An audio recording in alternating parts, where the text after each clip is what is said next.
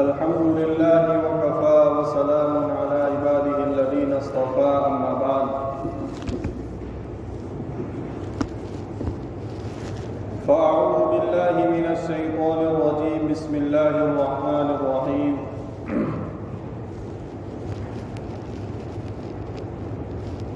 وَلِلَّهِ عَلَى النَّاسِ حِجُّ الْبَيْتِ مَنِ اسْتَطَاعَ إِلَيْهِ سَبِيلًا وقال الله تبارك وتعالى في موضع آخر وَإِذِ ابْتَلَى إِبْرَاهِيمَ رَبُّهُ بِكَلِمَاتٍ فَأَتَمَّهُنَّ وقال النبي صلى الله عليه وسلم بني الإسلام على 5 شهادة أن لا إله إلا الله وأن محمدا رسول الله وإقام الصلاة وإيتاء الزكاة والحج وصوم رمضان أو كما قال النبي صلى الله عليه وسلم.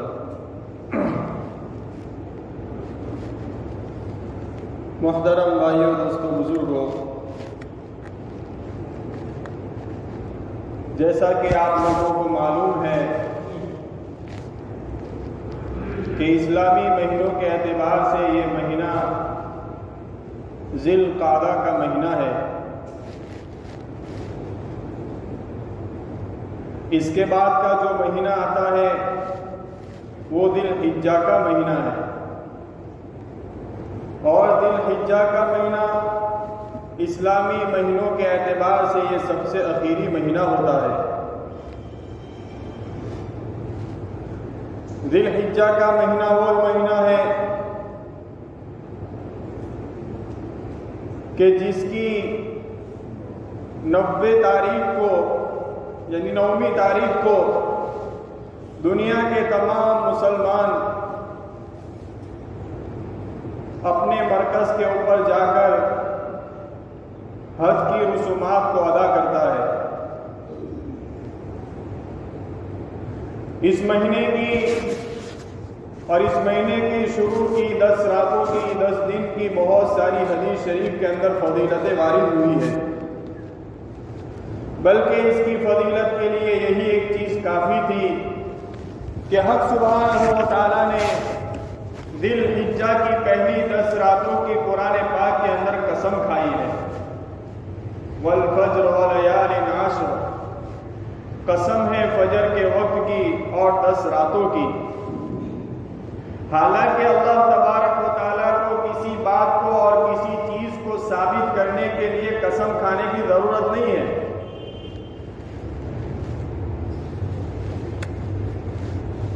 قسم کی کوئی ضرورت نہیں، لیکن کسی چیز کی قسم حق سبحانہ و تعالیٰ کا کھانا یہ اس بات کی دلیل ہے اور اس سے اس وقت یا تو اس چیز کی اہمیت و فضیلت بڑھ جاتی ہے.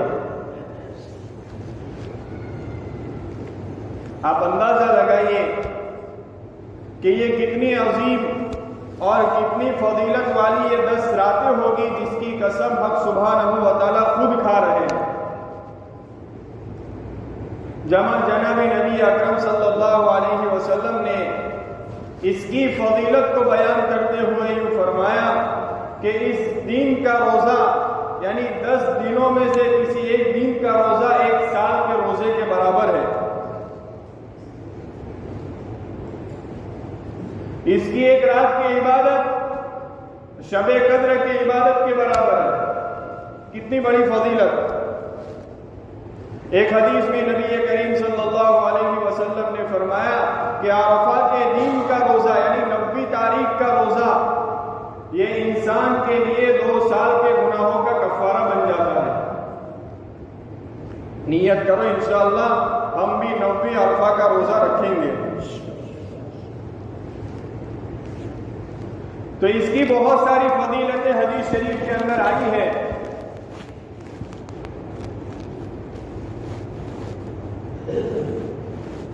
میں نے چونکہ یہ موضوع اس لیے لیا چونکہ ایام حج اور حج کے مہینے چل رہے ہیں اور لوگ حج کے لیے جا رہے ہیں، تو کچھ آپ لوگوں کے سامنے حج کیا ہے اس سلسلے کے اندر کچھ ضروری باتیں پیش کروں۔ سب سے پہلے یہ بات یاد رکھیے کہ حج یہ اسلام کی بنیادوں میں سے ایک بنیاد ہے، اسلامی ارکانوں میں سے ایک رکن ہے۔ جیسا میں نے آپ لوگوں کے سامنے حدیث شریف پڑھی، نبی کریم صلی اللہ علیہ وسلم فرماتے ہیں اسلام کی بنیاد 5 چیزوں کے اوپر ہے۔ سب سے پہلے ایمان، کلمہ لا الہ الا اللہ محمد رسول اللہ صلی اللہ علیہ وسلم۔ دوسرے نمبر کے اوپر نماز، تیسرے نمبر کے اوپر روزہ، چوتھے نمبر کے اوپر زکوٰۃ، 5ویں نمبر کے اوپر حج۔ ہمارا جو دین ہے دین اسلام، یہ عقائد اور اعمال دونوں کے مجموعے کا نام ہے کہ عقائد بھی درست ہو اور اس کے ساتھ ساتھ عمل بھی ہو۔ ایمان کی بنیاد عقائد کے اوپر رکھی گئی ہے، عقائد کے اوپر رکھی گئی ہے۔ اس لیے ہر مسلمان کے لیے ضروری ہے کہ ایمانی عقائد کو جانے اور اس کے اوپر ایمان لائے۔ ایمانی عقیدے ساتھ ہے، ہر مسلمان کے اوپر فرض ہے کہ اس کو جانے اور اس کے اوپر ایمان لائے۔ اور اس کی تعلیم آج نہیں بلکہ جس دن ہم پہلے جب پیدا ہوئے تھے اور جب سے ہم نے مدرسے کے اندر اور مکتب کے اندر داخلہ لیا تھا، اس وقت سے اس ایمان کے اوپر اور اس عقائد کے اوپر محنت کرائی جاتی ہے اور بلایا جاتا ہے کہ پڑھو ایمان مجمل، ایمان مفصل۔ تو 7 عقائد ہے جو بنیادی عقیدے ہیں۔ آمنت باللہ وملائکتہ وکتبہ ورسلہ والیوم الآخر والقدر خیرہ وشرہ من اللہ تعالی والبعث بعد الموت، کہ میں ایمان لایا اللہ کے اوپر۔ اللہ کے اوپر کیا ایمان؟ کہ اللہ ایک ہے، اس کی ذات کے اندر، اس کی صفات کے اندر کوئی شریک نہیں، تنے تنہا ہے، کسی کا محتاج نہیں، بغیر اسباب کے سب کچھ کر سکتا ہے اور ہم سب کچھ ہونے کے باوجود کچھ نہیں کر سکتے۔ وہ کسی کا محتاج نہیں، نہ فرشتوں کا، نہ جناتوں کا، نہ انسانوں کا، نہ انبیاء کا، کسی کا محتاج نہیں، بلکہ وہ تو کن فیکون کا بھی محتاج نہیں، وہ تو سمجھانے کے لیے کہا ہے، ورنہ وہ کن فیکون کا بھی محتاج نہیں ہے۔ اس کے اوپر ہمارا ایمان ہو کہ اللہ ہی سب کچھ، اللہ سے سب کچھ، بنیادی عقیدہ۔ دوسرے نمبر کے اوپر میں ایمان لایا اس کے فرشتوں کے اوپر۔ فرشتوں کے اوپر کیا ایمان؟ کہ اللہ کی نورانی مخلوق ہے، کبھی ان کے دل کے اندر گناہ کا تصور بھی نہیں آتا۔ اللہ نے جس کام کے لیے ان کو متعین کیا ہے اسی کام میں لگے رہتے ہیں۔ والذین لا یعصون اللہ ما امرهم ویفعلون ما یؤمرون، وہ خدا کی نافرمانی کبھی نہیں کرتے۔ فرشتے کتنے صحیح تعداد کسی کو معلوم نہیں، لیکن مشہور 4 فرشتے، حضرت جبرائیل، حضرت میکائیل، حضرت اسرافیل، حضرت اسرائیل، ان کے اوپر ہمارا ایمان ہو کہ اللہ کی نورانی مخلوق ہے۔ وکتبہ، تیسرے نمبر کے اوپر کہ اس کی کتابوں کے اوپر ایمان، کہ اللہ کی جتنی بھی کتابیں آئیں سچ ہے، حق ہے۔ سب سے اخیر میں قرآن پاک حضرت نبی کریم صلی اللہ علیہ وسلم کے اوپر نازل ہوا۔ ورسولہ، اس کے رسولوں کے اوپر ایمان۔ والیوم الآخر، قیامت کے دن کے اوپر ایمان کہ قیامت آنے والی ہے، اللہ کا فرشتہ سور پھونکے گا، دنیا کا نظام درہم برہم ہو جائے گا۔ کل من ذو الجلال والاکرام، ہر چیز ختم ہو جائے گی، صرف ایک اللہ کا نام باقی رہے گا۔ قیامت برحق ہے، آنے والی ہے۔ والقدر خیرہ وشرہ من اللہ تعالی والبعث بعد الموت، ہر اچھی بری تقدیر اللہ تبارک و تعالیٰ کی جانب سے ہے، اور موت کے بعد دوبارہ اٹھائے جانے کے اوپر ایمان لایا۔ یہ 7 عقائد جو بنیادی عقیدہ ہے ایمان کا، ان 7 کے اوپر ہر مسلمان کے لیے ضروری ہے کہ اس کے اوپر ایمان ہو۔ اگر ان 7 چیزوں کے اوپر ایمان ہے تو واقعتاً یہ آدمی مسلمان ہے۔ اگر ان 7 میں سے کسی ایک کے اندر بھی کمی ہے یا کسی ایک کے اندر اس کا ایمان نہیں ہے تو یہ آدمی ایمان کی دولت سے محروم ہے۔ اس لیے ہمارے دین کے اندر بنیادی چیز عقیدہ ہے، عقیدہ ہے، اس کے بعد اعمال آتے ہیں، کیونکہ اعمال کی صحیح ہونے کے لیے عقیدے کا صحیح ہونا شرط ہے، ضروری ہے۔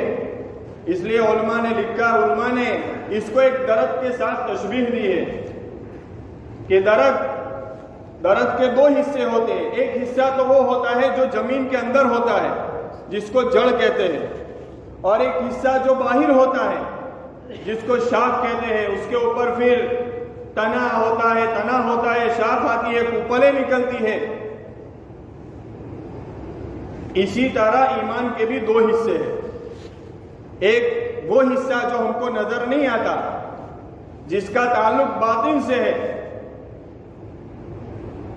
جس کو جڑ کہتے ہیں۔ اگر اس جڑ کے اندر خرابی ہوگی یا اس کے اندر کمزوری ہوگی تو تنا ہے، شاخ ہے، اس کے اندر اس کا منفی اثر ظاہر ہوگا۔ جڑ جتنی مضبوط ہوگی تنا اتنا ہی مضبوط ہوگا۔ تو یہ ہماری جو جڑ ہے، جڑ وہ عقائد ہے۔ عقیدے جتنے مضبوط ہوں گے اعمال بھی اتنے ہی مضبوط ہوں گے۔ اس لیے ہمیں چاہیے کہ ہم سب سے زیادہ عقائد کے بارے میں چوکنا رہیں۔ اور یہ جو بتایا جاتا ہے نماز ہے، کلمہ ہے وغیرہ، یہ تو اعمال ہے، اعمال ہے۔ اللہ کے دربار کے اندر عمل کی قبولیت کے لیے عقائد کا درست ہونا بہت ضروری ہے، بہت ضروری۔ اعمال میں سب سے پہلے کلمہ بتایا، لا الہ الا اللہ محمد الرسول اللہ، کہ اس کو ٹھیک کیا جائے۔ اور ایک ایسی عبادت ہے کہ ہر آدمی اس کو جہاں چاہے، جس جگہ جائے، جب چاہے پڑھ سکتا ہے۔ بہت آسان عبادت کہ زبان سے اقرار اور دل سے اس کی تسلیم کرنا کہ اللہ کے سوا کوئی معبود نہیں، محمد الرسول اللہ صلی اللہ علیہ وسلم اللہ کے رسول ہیں۔ زبان سے اقرار بھی ہو اور دل سے اس کی تسلیم کرتا ہو تو یہ آدمی مومن ہے۔ ورنہ دنیا کے اندر آج بہت سارے غیر ایسے ہیں جو کلمہ پڑھتے ہیں لیکن دل کے اندر اس کی تصدیق نہیں ہے، تو وہ مومن نہیں ہے۔ زبان سے اقرار، دل سے تسلیم کرے، یہ بہت آسان عبادت ہے۔ دوسرے نمبر کے اوپر نماز۔ نماز ایک ایسی عبادت ہے کسی بھی حال کے اندر معاف نہیں، کسی حال میں بھی معاف نہیں۔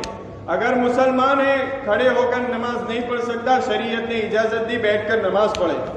بیٹھ کر نہیں پڑھ سکتا، لیٹ کر پڑھے۔ لیٹ کر نہیں پڑھتا، اشارے سے نماز پڑھے، لیکن نماز کسی بھی حال میں معاف نہیں۔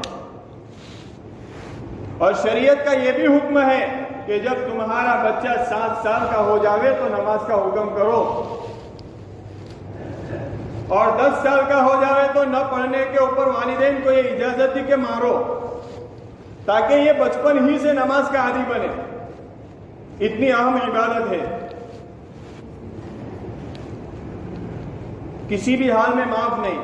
اور نماز کے اندر جسمانی عبادت بھی موجود ہے کہ ٹھنڈی کے سیزن کے اندر گرم گرم بستروں کو چھوڑ کر ٹھنڈے پانی سے وضو کرنا یہ ایک تکلیف دہ کام ہے، جسم کو تکلیف پہنچتی ہے، تو یہ جسمانی عبادت بھی ہے۔ اسی طرح روزہ ہے کہ آدمی بھوکا پیاسا رہتا ہے، اللہ سبحانہ و تعالیٰ نے 12 مہینے کے اندر 1 مہینہ ہر عاقل بالغ کے اوپر 30 روزوں کو فرض کیا ہے، البتہ بیمار اور مسافر کے لیے رخصت دی ہے، رخصت دی ہے۔ اس کے اندر بھی جسمانی عبادت موجود ہے کہ آدمی بھوکا رہتا ہے، پیاسا رہتا ہے۔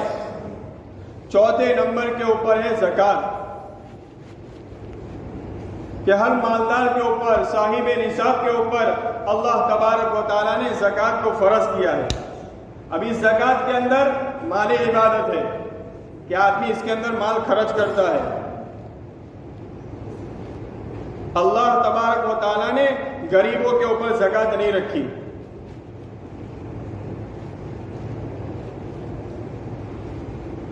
اور 5واں جو سب سے اہم رکن ہے وہ ہے حج۔ اللہ تبارک و تعالیٰ نے ہر صاحب وسعت اور توفیق رکھنے والے انسان کے اوپر پوری زندگی کے اندر 1 مرتبہ حج کو فرض کیا ہے۔ اور اسلام کے اندر حج ایک ایسا رکن ہے جس کے اندر مالی عبادت بھی شامل ہے اور جسمانی عبادت بھی شامل ہے، دونوں عبادتوں کا مجموعہ ہے۔ اور باقی ارکان کے محاسن کی اس کے اندر داخل ہے، کلمہ اس کے رکن بھی حج کے اندر داخل ہے، نماز، روزہ، زکوٰۃ، یہ سارے ارکان جو ہے اس کی ساری چیزیں حج کے اندر موجود ہے۔ تو حج یہ اسلامی ارکانوں میں سے ایک رکن ہے۔ حج کا فلسفہ کیا ہے؟ ایک بہت ہی بڑی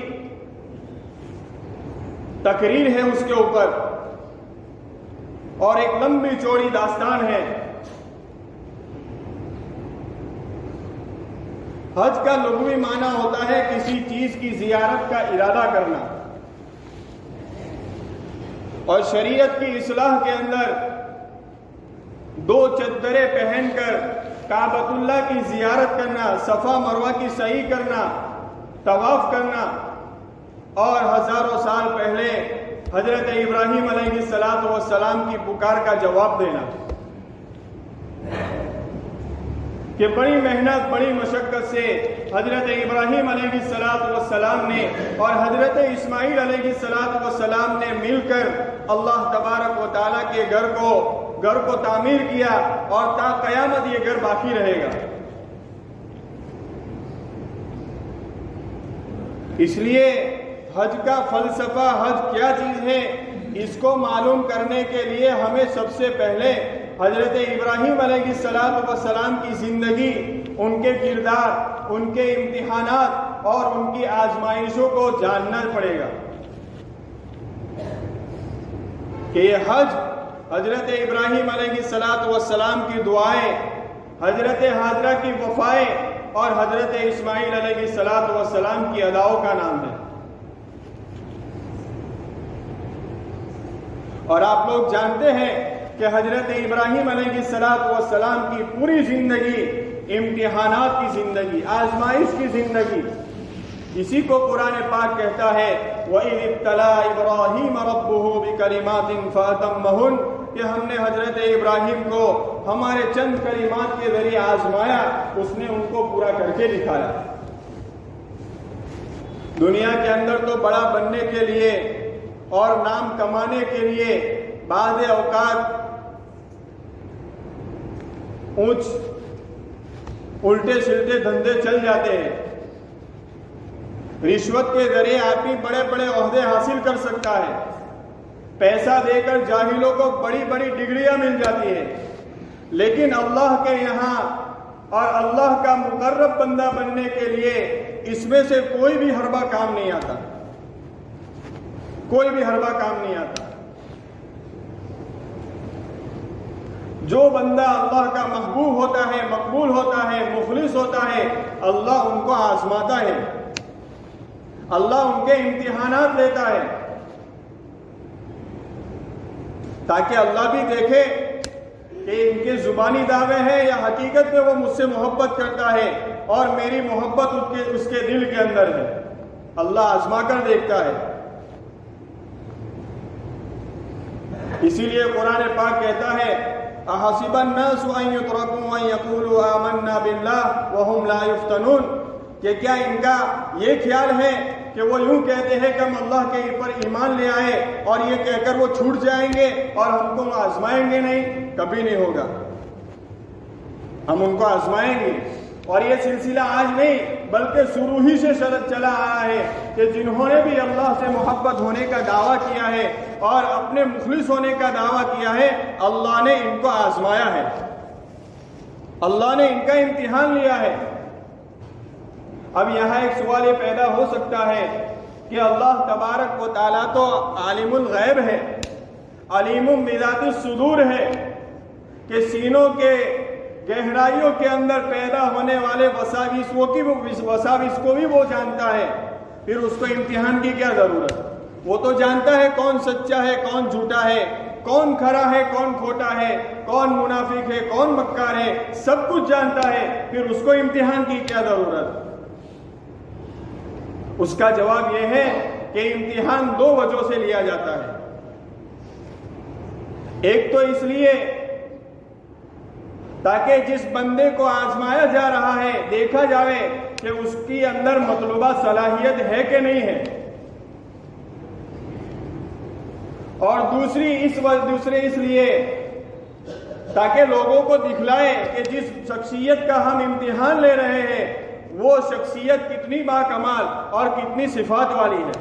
جس طرح باپ اپنے بچے کا امتحان لیتا ہے، استاد اپنے ذہین شاگرد کا امتحان لیتا ہے، تو اس کا مقصد یہ نہیں ہوتا کہ بچے کو رسوا کر دیا جائے، شاگرد کو رسوا کر دیا جائے، بلکہ لوگوں کو دکھلانا مقصود ہوتا ہے کہ اس بچے سے میں محبت کر رہا ہوں، کیوں کر رہا ہوں کہ اس کے اندر ایسی ایسی صلاحیت موجود ہے، اس کے اندر ایسے ایسے کمال ہیں، اس لیے میں اس کا امتحان لے رہا ہوں۔ بیائی نہیں اللہ تبارک و تعالی جو اس کا محبوب بندہ ہوتا ہے، مقبول بندہ ہوتا ہے، وہ ان کا جو امتحان لیتے ہیں وہ لوگوں کو دکھلانے کے لیے۔ ہم سب جانتے ہیں کہ اللہ تبارک و تعالیٰ نے حضرت ابراہیم کو خلیل اللہ بنایا، دنیا کی قیادت و امامت ان کے حوالے کر دی۔ ہمارے ذہن میں بھی یہ سوال آ سکتا تھا کہ آخر حضرت ابراہیم کے اندر وہ کون سی چیز تھی کہ اتنے بڑے منصب کے اوپر اللہ نے فائز فرمایا، اتنا منصب، اور اللہ تبارک و تعالیٰ نے ان کو اپنا خلیل بنایا۔ اللہ نے امتحان سے گزارا تاکہ لوگوں کو سوال نہ ہو اور لوگ اس بات کا یقین کر لیں کہ واقعتاً ابراہیم خلیل اللہ بننے کے لائق ہے۔ اس لیے اللہ تبارک و تعالیٰ نے حضرت ابراہیم علیہ السلام کا امتحان لیا، اور حضرت ابراہیم علیہ السلام نے سارے امتحان کے اندر پاس ہوئے، سارے امتحان کے اندر پاس۔ کسی بھی امتحان میں آپ فیل نہیں ہوئے، چاہے وہ باپ کے سامنے ان کا ٹکراؤ ہوا، چاہے پھر برادری کے ساتھ ان کا ٹکراؤ ہوا، ارباب حکومت کے سامنے ان کا ٹکراؤ ہوا، جو بھی ہوا، لیکن انہوں نے ان کا مقابلہ کیا۔ اس کے بعد اللہ نے ان کو اپنا خلیل بنایا۔ تو جیسا کہ ہم سب جانتے ہیں کہ حضرت ابراہیم علیہ السلام کی پوری زندگی امتحان اور آزمائش کی زندگی ہے۔ سب سے پہلا آپ کا امتحان یہ ہوا کہ حضرت ابراہیم علیہ السلام نے جس گھر کے اندر آنکھ کھولی، اس گھر کا سربراہ یعنی آپ کا باپ آزر اور نمرود کے دربار کا ملازم آزر بت پرست ہی نہیں بلکہ بت ساز تھا، بت کا کاروبار کرنے والا تھا۔ حضرت ابراہیم علیہ السلام نے آنکھ کھولنے کے بعد سب سے پہلے اپنی والدہ سے سوال کیا کہ میری والدہ بتاؤ میرا خدا کون ہے؟ والدہ نے کہا کہ تمہارا خدا تیرا باپ ہے۔ حضرت ابراہیم نے دوسرا سوال کیا میرے باپ کا خدا کون ہے؟ والدہ نے کہا تیرے باپ کا خدا نمرود ہے۔ حضرت ابراہیم نے پھر پوچھا کہ نمرود کا خدا کون ہے؟ اب ماں اپنے بیٹے کو مطمئن نہیں کر سکی، جواب نہیں دے سکی۔ عظیم پیغمبر مشاہدات قدرت کو دیکھ کر قرآن پاک گواہی دیتا ہے کہ اپنے مالک کے حقیقی کی تلاش میں لگے۔ رات ہوئے، ستارے اپنی آب و تاب کے ساتھ چمکنے لگے۔ حضرت ابراہیم نے ستارے کو دیکھ کر کہا ھذا ربی، یہ میرا رب ہے۔ کچھ وقت کے بعد وہ ستارے سارے غائب ہو گئے، چاند طلوع ہوا۔ چاند کے حسن کو دیکھ کر حضرت ابراہیم نے فرمایا کہ یہ حسین چاند ہی میرا خدا ہو سکتا ہے، ھذا ربی، یہ میرا رب ہے۔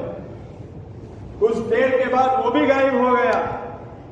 صبح ہوتے ہی آب و تاب کے ساتھ سورج طلوع ہوا۔ اس کی حرارت کو دیکھ کر حضرت ابراہیم کہنے لگے کہ یہی میرا خدا ہو سکتا ہے۔ لیکن وقت ختم ہونے کے بعد سورج بھی اپنی آب و تاب کے ساتھ غروب ہو گیا۔ حضرت ابراہیم علیہ السلام نے سوچا کہ یہ فنا ہونے والی چیز کا کوئی اور خدا ہے، غائب ہونے والی چیز کبھی خدا نہیں ہو سکتی، اس کو پیدا کرنے والا کوئی خدا ضرور ہے۔ حضرت ابراہیم علیہ السلام کی معمولی ذہن کے اندر توحید کی کوپلیں پھوٹنے لگی۔ اللہ تبارک و تعالی انبیاء کو رشد و ہدایت کی دولت سے مالا مال فرماتے ہیں۔ اسی کو قرآن کہتا ہے وَلَقَدْ آتَيْنَا إِبْرَاهِيمَ رُشْدَهُ، کہ ہم نے حضرت ابراہیم کو رشد عطا فرمایا۔ اور یہی وہ رشد و ہدایت کی دولت تھی کہ حضرت ابراہیم علیہ السلام کو باطل سمجھنے کے لیے زیادہ دیر نہیں لگی۔